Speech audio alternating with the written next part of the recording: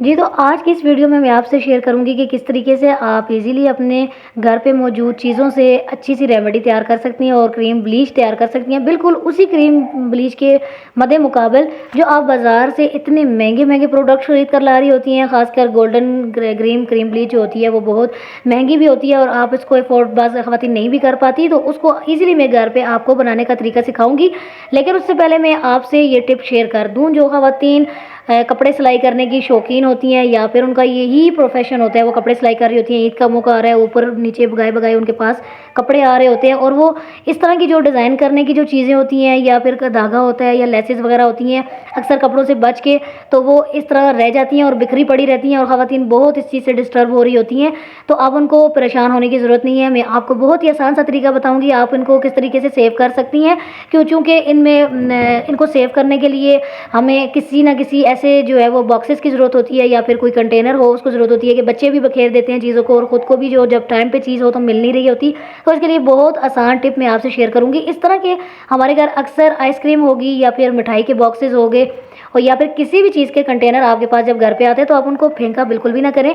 ये आपके घर के छोटे-छोटे कामों में आपकी मदद करेंगे, तो आपने इनको सेव कर लेना है। इसी तरीके से आपने यहाँ पर भी इसका इस्तेमाल करना है। इसी तरीके से ये जो आप कपड़े सिलाई कर रही होती हैं और मुख्तलिफ़ किस्म की जो डिज़ाइन की चीज़ें, मोती हो गए, बटन हो गए, लेसेस होगी या फिर इस तरह की स्टिच करने के लिए जो धागा हम यूज़ करते हैं, उसकी जो फ्री नलकियाँ बच जाती हैं, उसको दोबारा से आप यूज़ करने के लिए आप इनको इस तरह महफूज़ कर लें। इनको फेंकने का भी कोई फ़ायदा नहीं है। एक तो पैसों का भी जो है वो ज़या हो जाता है, उसकी बचत के लिए आप ईज़िली इनको कंटेनर में रख सकती हैं और दोबारा अगर आप कोई चीज़ बनाना चाहें या डिज़ाइन बनाना चाहें तो यही बटन, यही लेसेस वग़ैरह आप उनको दोबारा से यूज़ में ला सकती हैं। छोटे-छोटे पीस भी अगर आपके पास मौजूद हों, तो जो ख़वातीन कपड़ों सिलाई करने में माहिर होती हैं, वो कोई ना कोई जुगाड़ जो लगाकर अपनी चीज़ों को रिपेयर कर लेती हैं। तो ये बहुत ही आसान सी टिप आपको बहुत पसंद आई होगी। इस तरह से आप कंटेनर में अपनी सारी चीज़ें ईज़िली सेव कर सकती हैं और ज़रूरत पड़ने पे आपको आसानी से मिल भी जाएँगी। इधर-उधर बिखरने से भी बच जाएँगी, बच्चों के हाथों से भी महफूज़ रहेंगी और आप खुद भी मुतमईन हो जाएँगी जब आपका सिलाई बॉक्स जो होगा वो जब सिमटा हुआ होगा।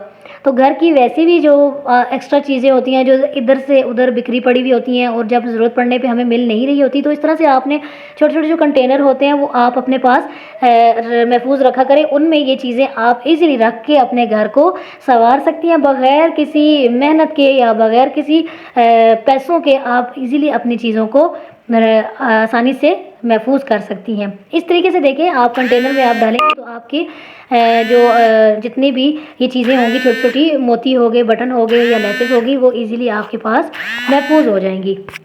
उम्मीद करती हूँ आपको ये मेरी टिप बहुत पसंद आई होगी। इसी तरह इन धागों के जो बॉक्सेस होते हैं इनको भी आप फेंका ना करें। इनके अंदर भी आप बहुत सारी चीज़ें रख के अपने-अपने बॉक्सेस के ऊपर आप नाम लिख के आप ईज़िली अपने पास रख सकती हैं और अपने घर को साफ़-सुथरा कर सकती हैं। चलते हैं हम अपने इस वीडियो की ख़ास टिप की तरफ। वो ख़वातीन, अब ईद का मौका भी आ रहा है और या तो शादियां हो या फिर कोई भी किसी किस्म का फंक्शन हो या कहीं दावत पे जाना हो, तो वो ख़वातीन जो अफोर्ड नहीं कर पा रही होती बार-बार इतनी महंगी क्रीमें लेना या फिर अपने लिए, अपने फेस के लिए ब्लीच नहीं अफोर्ड कर सकती, तो वो घर पे मौजूद चीज़ों से ईज़िली अपने घर पे बना सकती हैं। घर पे आपके पास बेसन तो पड़ा ही होता है। आपने थोड़ा सा बेसन ले लेना है, 1 से 2 चम्मच या जितना आपने इस्तेमाल करना हो और या जितने बंदों ने इस्तेमाल करना हो उस हिसाब से। उसके अंदर आपने, अगर आपके पास देसी हल्दी मौजूद है तो वो आपने वो ऐड कर लेनी है। अगर आपके पास देसी नहीं है तो दूसरी भी आप यूज़ कर सकते हैं, वो भी आपको अच्छा रिज़ल्ट देगी। फिर आपने इसके अंदर दही शामिल कर लेना है। मेरे पास ये दही की छोटी सी टिक्की मौजूद थी, इसको मैंने फ्रीज़ कर लिया था। इन्हीं चीज़ों के लिए मैंने इसको फ्रीज़ किया हुआ होता है ताकि फेस पे ये अच्छे से जो है वो स्क्रबिंग में काम आ सके। उसके बाद हमने इसके अंदर ऐड कर दिया है टमाटर का जूस। आपके सामने मैंने टमाटर कट करके इसके अंदर जूस डाल दिया और थोड़ा सा मैंने दूध ऐड किया है।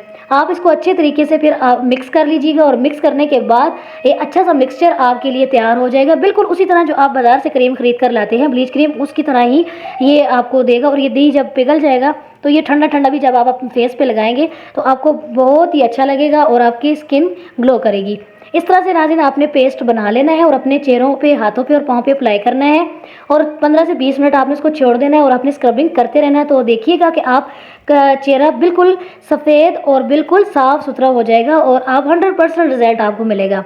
तो जी नाज़रीन, उम्मीद है आपको आज की ये वीडियो बहुत पसंद आई होगी। काइंडली मेरे चैनल को लाइक एंड सब्सक्राइब ज़रूर कर दीजिएगा। मिलते हैं नेक्स्ट वीडियो में। अस्सलाम वालेकुम।